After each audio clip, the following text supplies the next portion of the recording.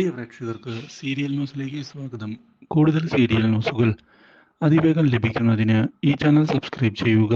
Bell icon മറക്കാതെ click ചെയ്യുക. Video ഇഷ്ടമായി എങ്കിൽ ലൈക്ക് ചെയ്യാൻ മറക്കരുത്.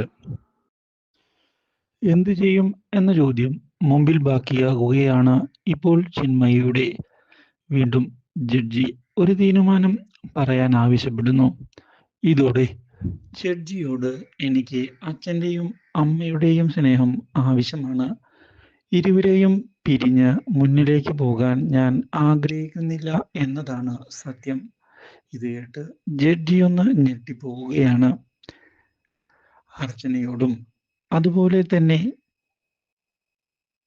ചിന്നുവിൻ്റെ അച്ഛനോടും മകളുടെ ആവശ്യം മനസ്സിലാക്കി മുന്നിലേക്ക് പോകുന്നതല്ലേ നല്ലത് എന്ന് ചോദിക്കുന്നു. അവളെ രണ്ടു പേരിൽ നിന്നും അകറ്റി നിർത്താൻ ഞാൻ ആഗ്രഹിക്കുന്നില്ല. മാത്രവുമല്ല, അവളുടെ ഇഷ്ടം പരിഗണിക്കുകയാണ് ഇപ്പോൾ ഞാൻ ചെയ്യുന്നത്.